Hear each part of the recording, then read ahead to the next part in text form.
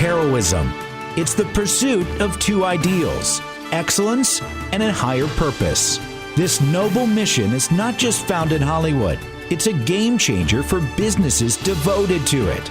Almost all business owners launch their company to make a difference in the world around them. Join us on the Heroic Experience as we talk with business owners, senior leaders, and established entrepreneurs so that you too can elevate your business to heroic success. Now, here's your host, John D. Hanson. Welcome back to another episode of the Heroic Experience. We are grateful to be sponsored by Kaufman Media, digital signage solutions, and far more. Check out their website, kaufmanmedia.com. That's spelled COFFMAN media.com. It is an honor and a privilege to have Joseph Michelli, New York Times best-selling author, repeat best-selling author, and a certified customer experience professional, is my guest today. One of my favorite authors, and I get to have a conversation with him today. I'm just so excited about this. Well, Joseph, we start off the first segment like we always do, 2-3 wow client stories, and you've worked with a bunch. But what is one story that jumps out off the page that you are just so happy, and they are so happy to work with you? Welcome to the show. Well, thanks for having me, John. I consider you a friend as well as a colleague. You know, one of the ones that jumps right off the page for me was working with International Dairy Queen and their CEO at the time, John Gaynor, as they found a signature service moment in customer experience. And I think, a lot of what we do in experience development is to try to make the experiences better for all. Sometimes we're just doing parity with competitors who have something who are doing better than us. But in this case, it's Dairy Queen's signature service moment of handing off the blizzard. So if you haven't had a Dairy Queen blizzard, it's just chock full of rich goodness, and it's also very thick. And so to try to make that moment at the handoff more memorable, literally there was a creation of a signature service moment where you flip the blizzard to show the customer just how thickly packed in this product is. And it really became viral, and from that virality, they owned it even further by making it, flip it or free as part of their marketing campaign. So ultimately, not only did they demonstrate this as part of the handoff theater, but they also then said it's going to be a service standard for people to memorialize. And it really, I think, changed the consistency of that deliverable and really owning something that no one else could do, because if they tried something like it, they would just be like copying on Dairy Queen. And it's something as simple as universal as ice cream. So particularly for business owners or managers, team leaders, entrepreneurs here, just because you might be in an industry that's kind of taken for granted, and we've had conversations about this before, Joseph, it doesn't matter what you sell or what your product is, there's always something you can do that's distinctive, that's unique. And oftentimes, where do you think some of these best companies find their ideas, their inspirations, Joseph? I think they look inward first. I think they say, what do human beings like me want to have happen in their lives, and how can we add elements of it? In the case of Dairy Queen, it was sensory and visual, right? Those other pieces that made it more immersive and memorable, and kind of tied a bow on the ending of the handoff instead of just kind of throwing a drink across the drive-through window. Another example really quickly, and I think it's the inspiration point, is during the pandemic, I worked with a group called Sonny's Barbecue Restaurants. And we realized that we just needed to say thank you to people, and people were locked in at home, and we really didn't need to, get them to come out of their homes to buy barbecue. But all we wanted to do was reach out to our loyalty customers with the human touch. We had employees who were available, and so employees just start calling people on the loyalty program and saying, I just want to thank you. We don't want anything from you. We know we haven't taken the time to pause to say thank you, and we're doing that now because we have the time and because we think it's important to send that message. Wow. And literally we had customers saying things like, why are you calling me? I'm nobody. And we would communicate to them that they're somebody. They're part of this family. And before you know it, people were crying and making offers to come out and buy barbecue, even though we're really clear this is not our intention. This was not a gimmick. This is just that humble introspection that we all need, somebody to appreciate us, and we just need to take the time. Wow, that's powerful. That's got to be so inspiring for business owners in particular of any size. They're always facing those challenges, right, of rising costs, of where are we going to find people, let alone good people. How do we keep touch with customers that are loyal and engaged with us, all of those challenges and regulations and requirements and taxes and all of those things, what are some things you found, Joseph, that kind of cut through all that clutter and can really keep that priority top of mind? Well, I think most of us go into work every day to make the world a better place. I think it was said in your opening. And I think that's true not only of leaders, but it's true at the front line too. I mean, who wants to do a job where they feel like they have such limited impact? So, I think that the work that's been done on the importance of mastery, autonomy, and purpose, that Dan Pink work, is really what we need to remember. And so as leaders, we need to be talking about that purpose. And we need to not only talk about our purpose as a brand, to elevate lives or whatever it might be, but we need to ask them, what purpose do you bring? What do you want your life to be about? And how do we yoke your purpose to our macro purpose? And the daily activity is to give people some opportunities to some autonomy to execute into their purpose, aligned with our macro purpose. And I think that's what we did for Sonny's, for example, by just turning people and saying, hey, we know you take a lot of inbound complaints, but we want to take a portion of your time and make sure that you're reaching out to people and touching their lives in a different kind of dynamic. Yeah, we've got about 2 minutes left. I would love to hear one more story. I love your stories. What's another story that comes to your mind of a CX breakthrough? Well, I worked with Zappos for a long time in the late Tony Shea, and not only are there massive stories of people staying on phone lines for long periods of time with callers, and sending thank you letters and flowers and all kinds of things to people who just bought shoes, but they found out something in a personal, emotional connection with them.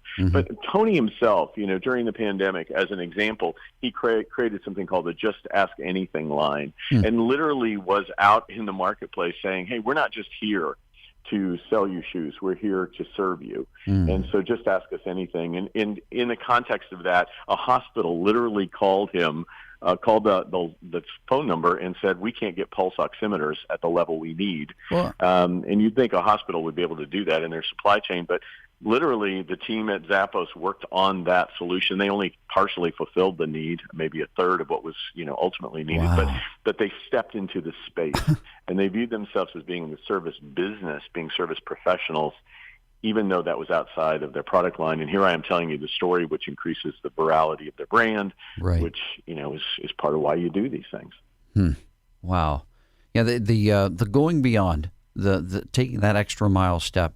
I think sometimes businesses, particularly smaller, mid-sized companies, might feel like, well, those bigger companies, they can afford to do it. But no company starts off Fortune 100 in size. They always start small. You got 30 seconds. What is that one element you've seen, Joseph, in all of the companies you profiled? What's that one element that helps a company take that extra step so they grow sustainably? It's not a fluke.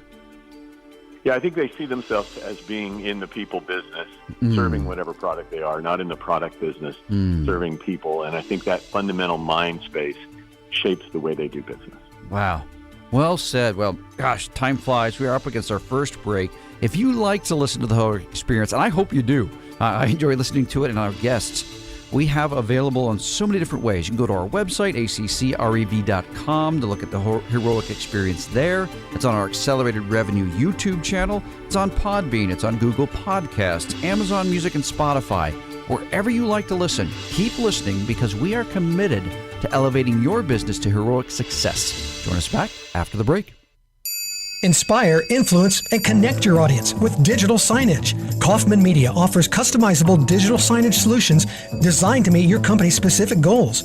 Whether you need digital menu boards for your quick service restaurant, digital displays for marketing in your retail stores, or wayfinding and unified communications for your schools, your corporations, or your healthcare facility, our customizable, affordable options and proven experience make us the only partner you'll need for your next digital signage project.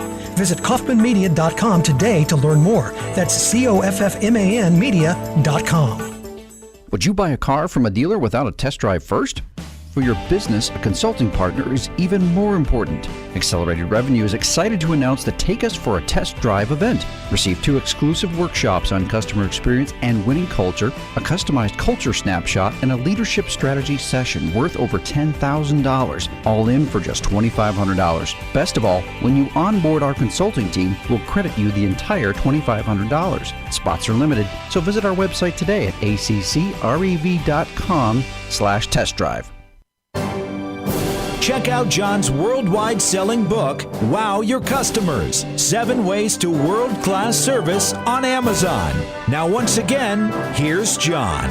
Welcome back to the Heroic Experience. We are so proud to be sponsored by Kaufman Media. Digital signage is part of the landscape nowadays. It's all around us, everywhere you go.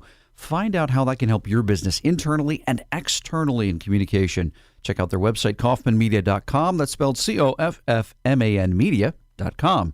It is a privilege to have Joseph Michelli, repeat New York Times bestselling author. Love his books. We'll get to that specifically in the third segment. He's also a certified customer experience professional. Love the stories, but we especially enjoy, and I sure do, Joseph, this segment. We get to hear your story. Far back as you'd like to go. Please share that with us. Well, I start off very humbly. I was actually put in a trash can at 3 days of age. That's not a kind of a wow sort of moment, right?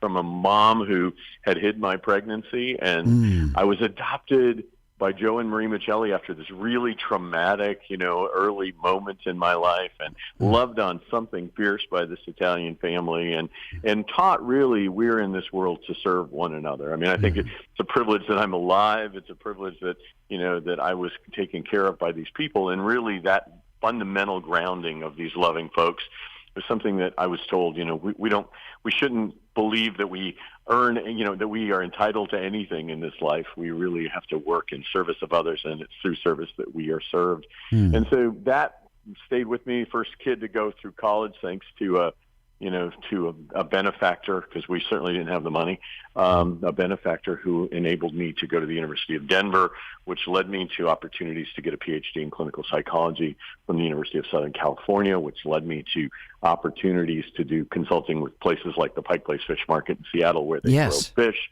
which led to a book about that fish market, which led to an opportunity at Starbucks, which led to a book. And it just goes on from there. 10 McGraw-Hill books later, it's been a wild ride of really understanding this concept of service and how to elevate service by enveloping it in a full-on experience with all the sensory elements. And that journey now takes me to opportunities to speak to people like you. Yeah. Yeah, and it's what an incredible world. As I'm looking back and kind of looking at your steps, Joseph, what was the transition? What do you see in your mind and your experiences from PhD to Pike's Fish Market? Yeah, Johnny Yokoyama was the former owner of the Pike Place Fish Market, owned it for the bulk of the time. He later sold it to his own team because he loved on them something fierce, and made sure that they that he could have made more money selling it externally, but he made sure that his own team, who he'd helped develop, were the ones who were able to take it on. But Johnny also took me on and allowed me in my early consultative career to play a role in what became something that I don't think anybody thought it was going to be. The whole goal was just to keep this fish market from, literally going bankrupt. Right. And the notion was we needed to do something different in the experience because we had the same fish as every other fish market who was beating the heck out of sales for Johnny. And so just the trust that Johnny placed in me. And then I think, these things parlay. So that little fish market's half a block away from the first Starbucks store. And we were throwing fish, and there were antics going on over the Pike Place Fish Market.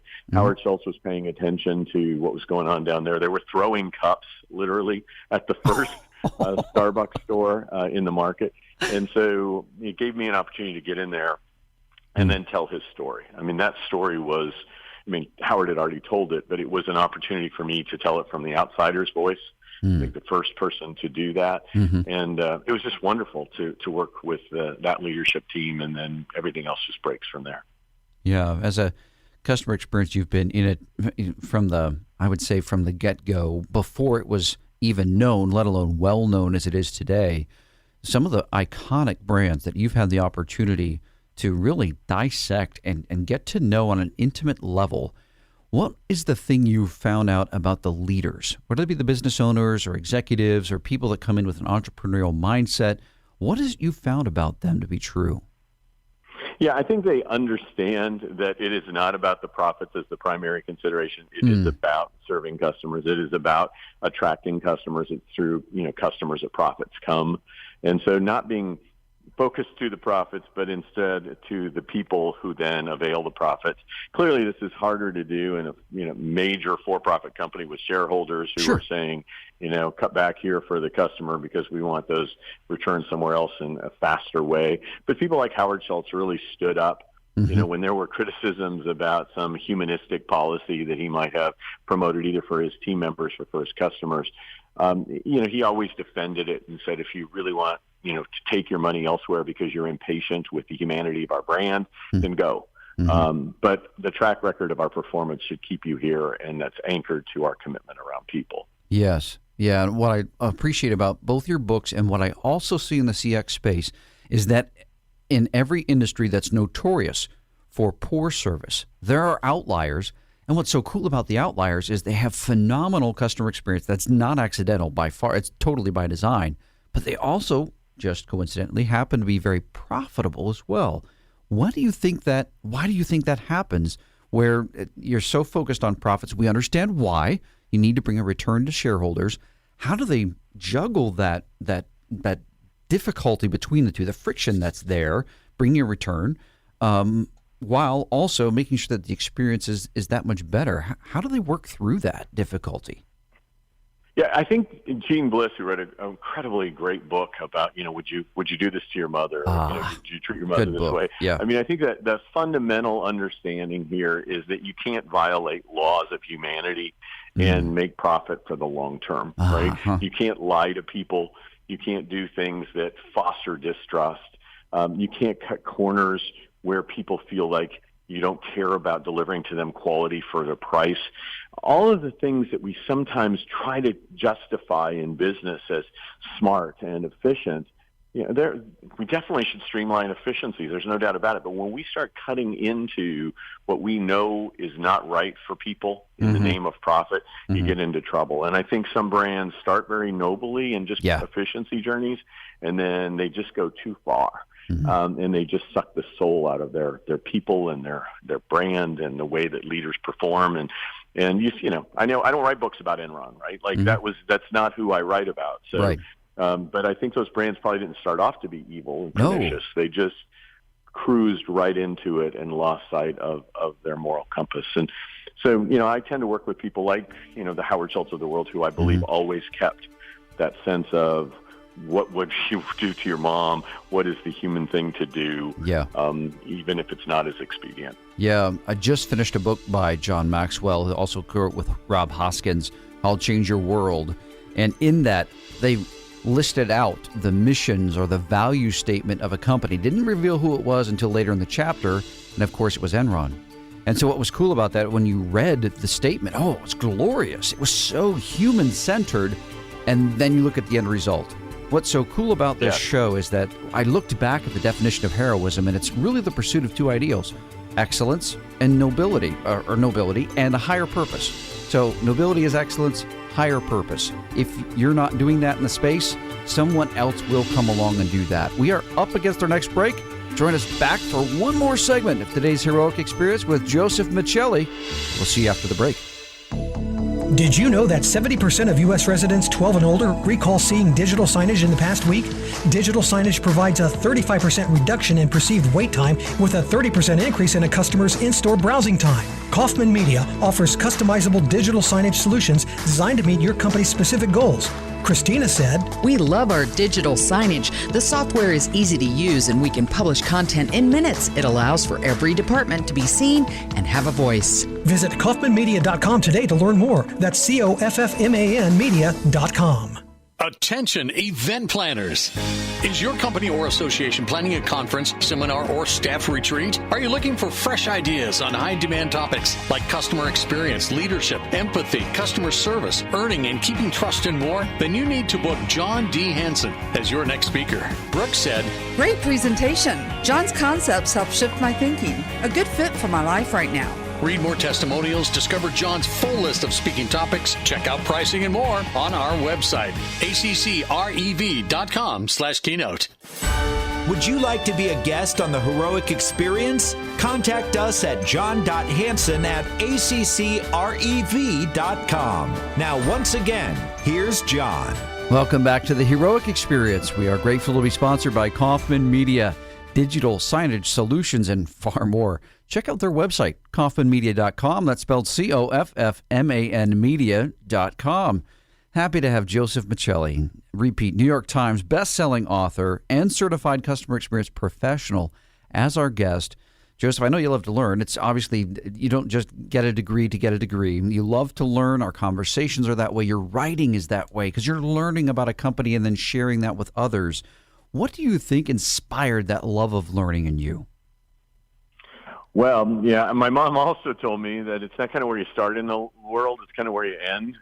So you might want to keep an open mind so you'll end better than you started. And I think, the signage, to kind of support Kaufman's digital signage messaging there, the signage for me about all this is that the books, the opportunities to talk to people, that guides us to move ourselves from where we are now to a transformed state of being. So I think that's where it comes from. And frankly, I always feel like when I'm serving a client, I really get so much back from that. And oftentimes I take from those consultative relationships the opportunity to tell their story. Yeah. So I'm sure your books are on Amazon. They're easy to find everywhere. But if someone wanted to learn more about you and what you do and your consulting and your writing and what's going on, what's the best way to stay in contact with you? Yeah, I am mercilessly all over the internet, kind of like you are, John. I just want to be really candid here. I think we have a very, high-profile presence out on the internet, and it's with intent. We want to make sure people can access our content. So for me, it's just my name. Once you search for my name, you pretty much get it. There aren't a lot of JOSEPHs, Joseph, MICHELLI, out there. And so once you find that, you'll get me in terms of my Twitter handle or LinkedIn or my website of the same name. What book are you without letting any cat out of the bag, so to speak, is there a book project you're working on right now?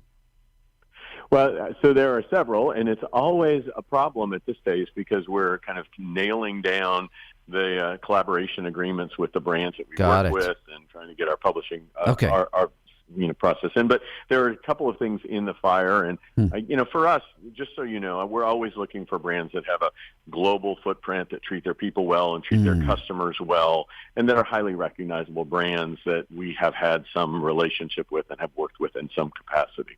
Yeah. Yeah. And I know you enjoy giving value, not just on written pages, but live as well. So what's live events are starting to come back now, and I enjoy that as a speaker.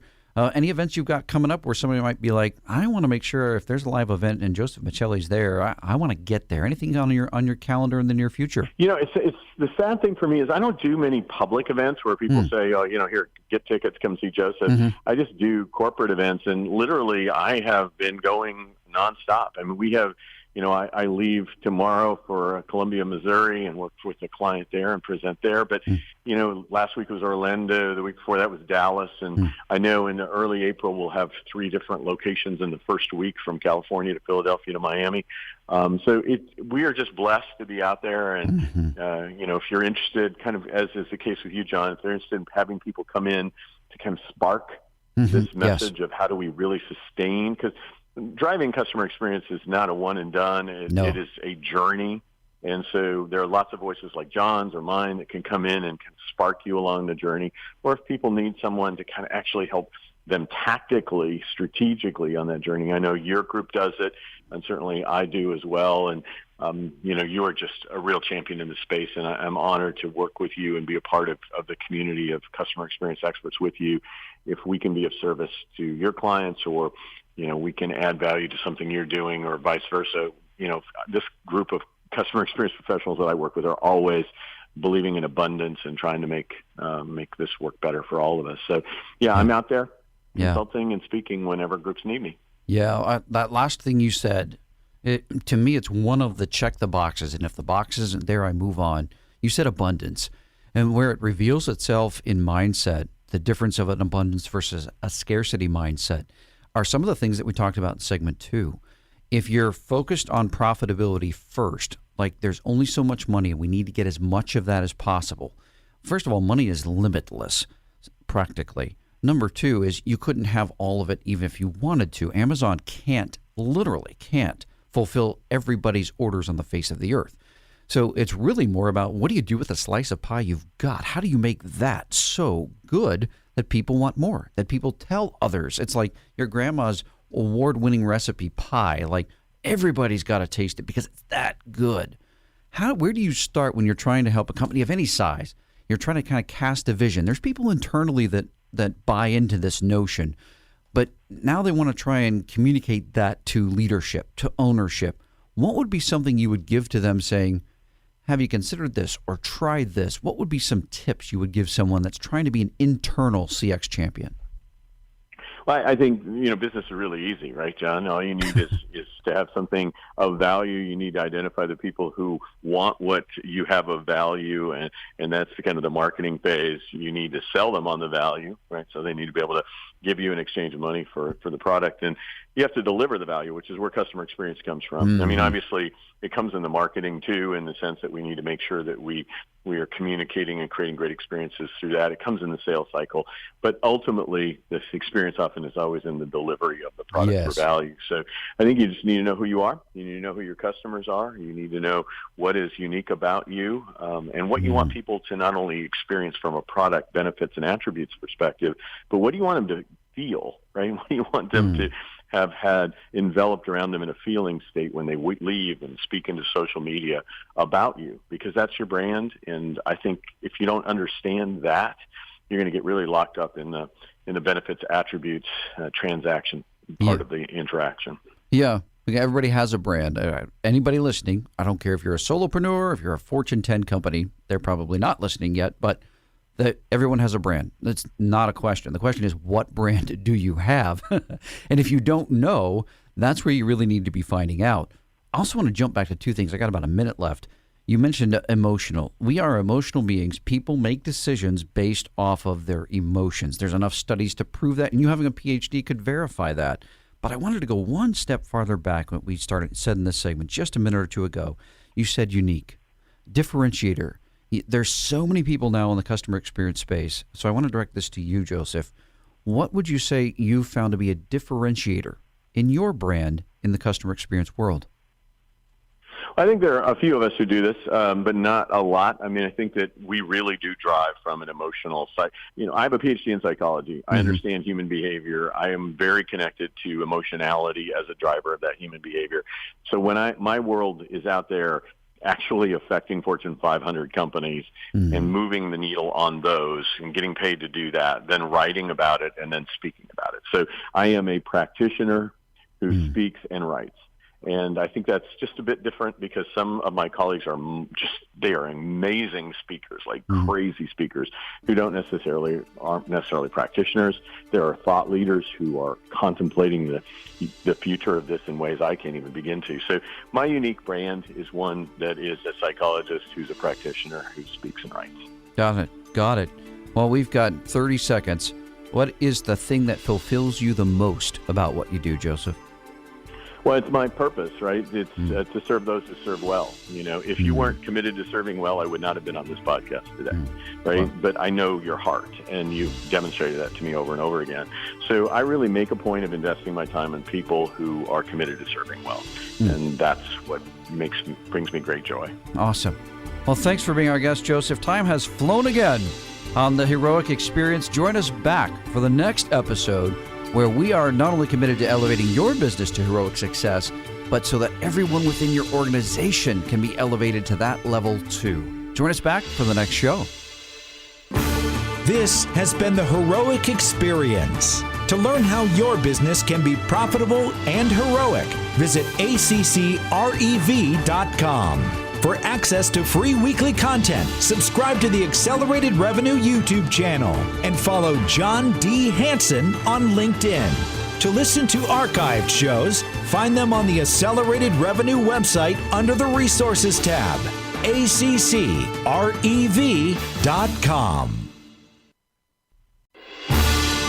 Heroism. It's the pursuit of two ideals: excellence, and a higher purpose. This noble mission is not just found in Hollywood. It's a game changer for businesses devoted to it. Almost all business owners launch their company to make a difference in the world around them. Join us on the Heroic Experience as we talk with business owners, senior leaders, and established entrepreneurs so that you too can elevate your business